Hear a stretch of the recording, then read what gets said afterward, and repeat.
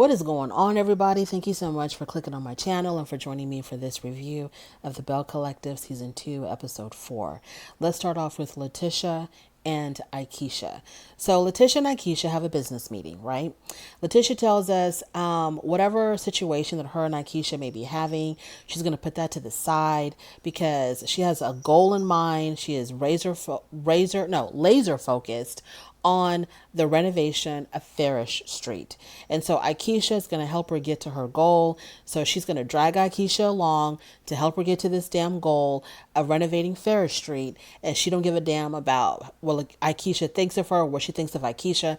None of that matters when, she's got business to take care of. So when they get together, Aikisha takes her on a tour of Farish Street. And Aikisha's family has a lot to do with Farish Street being what it is.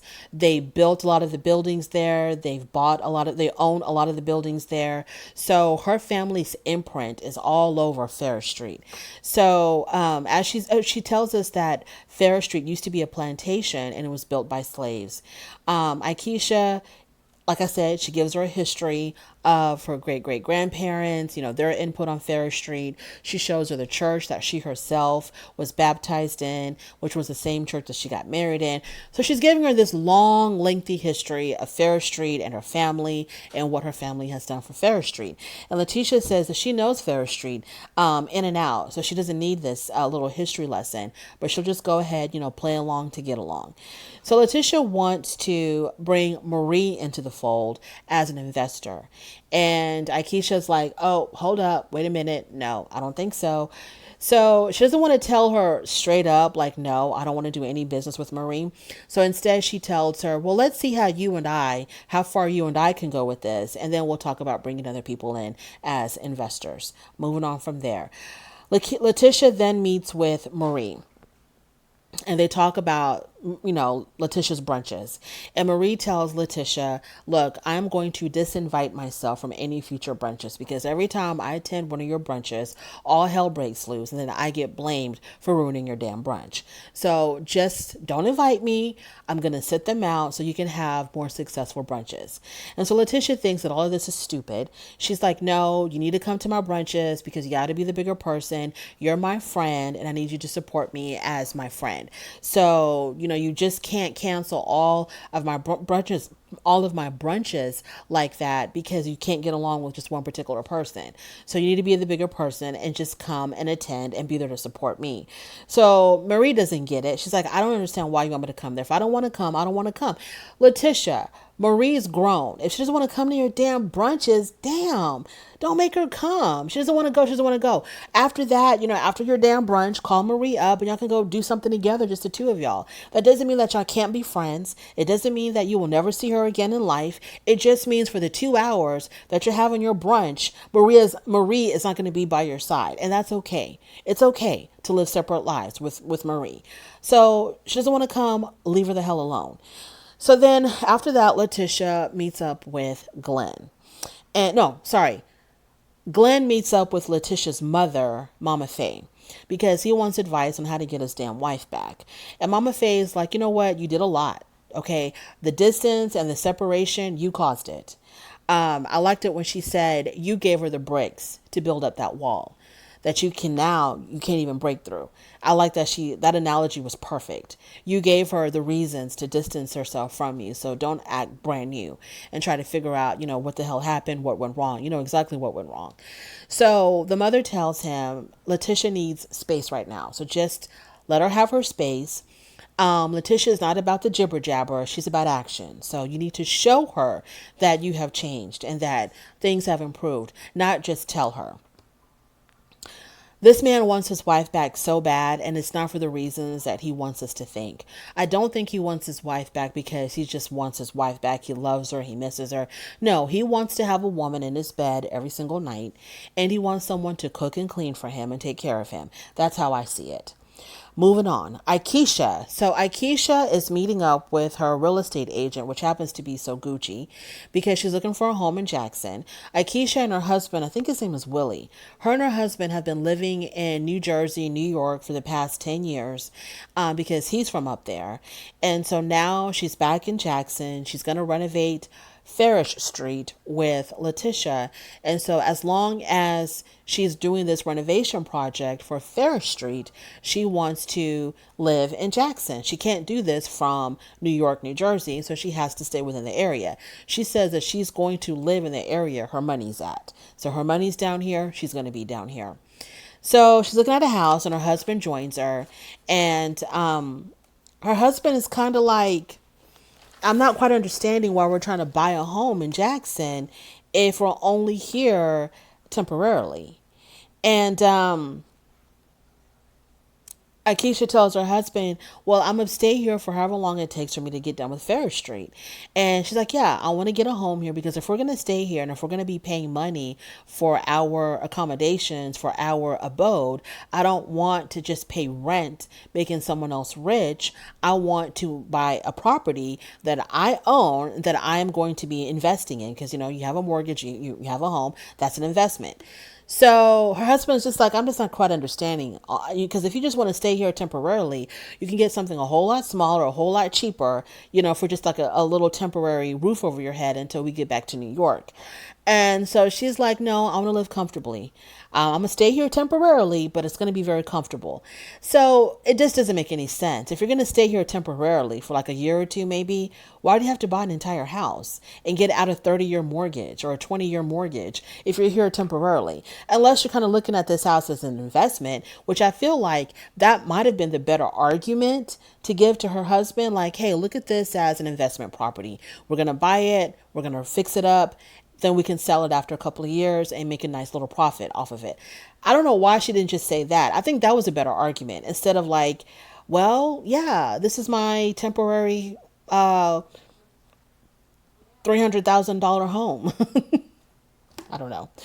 Moving on. So her husband is like, okay, whatever, girl. I don't want to argue with you. And to me, it's like Akeisha just wants to be a big fish in a small pond. And I think in Jackson, she's a big deal. Whereas in New York, maybe she wasn't that big of a deal. Nobody knew who the hell she was. Nobody cared. But in Jackson, because, the whole Ferris Street thing, her family being well known in Jackson, her coming back with her ex-football player husband, she's like a big deal in Jackson. I think she likes that. Moving on, Latrice, she meets up with Essie. And so Essie, acting as Marie's PR agent, wants to meet up with Latrice, and she wants to let Latrice know that, hey, whatever you think was going on with me and Marie, because it's always me and Marie when it comes to Essie, whatever you think was going on with me and Marie, we were not doing that. We were not involved with that. We had nothing to do with the rumor. No, sorry. Let me switch that up. She wanted Latrice to take accountability for the Medicaid rumor. Okay, I got confused, y'all. She wanted Latrice to take accountability for the rumor that they believe, her and Marie believe, that Latrice started to bring Marie down. And so Latrice is sticking to her story that she had nothing to do with it and that Marie is not worth it to her to even start a rumor about.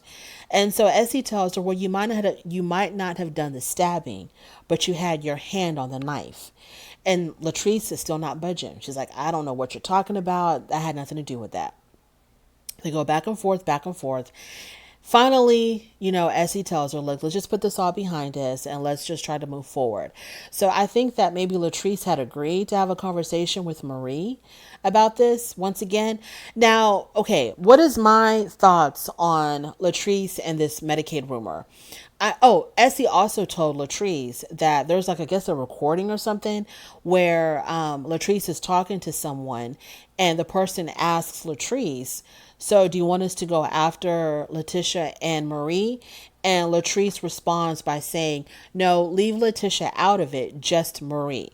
So evidently, because she didn't deny, she was like, she did admit that there was that recording because she didn't deny it. So she did admit it. So I feel like, yes, I think Latrice might have had something to do with this rumor. I think that there were people around Latrice that were willing to perpetuate this rumor so that Latrice can sort of keep her own hands clean.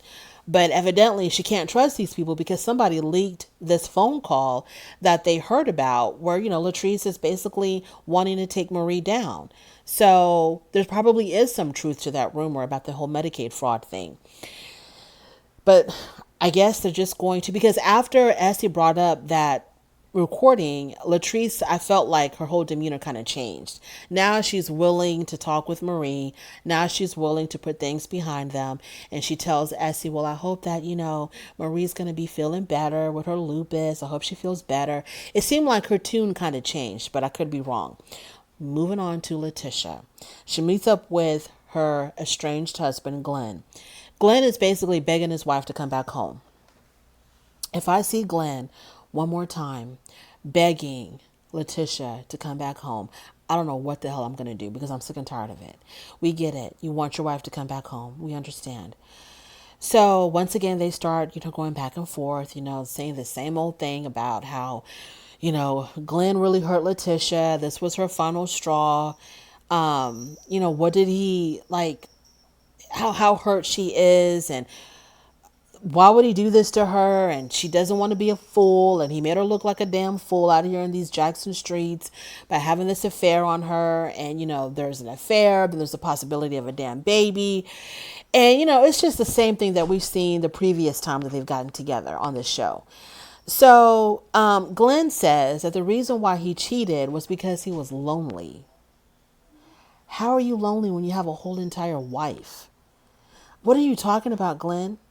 Is this one of those situations where because Letitia wants to have a career and wants to, fulfill her own dreams, and she wants to work and make her own money, now you're feeling lonely, so then you turn to other women? So are you trying to say that your wife wanting to accomplish some things in her life is the reason why you cheated? So once again, you're going to blame your wife for you being unfaithful. Is that where we're headed, Glenn? Because if that's what you're trying to convince the people of, then yeah, I don't think Letitia needs to go back to you because that's lame.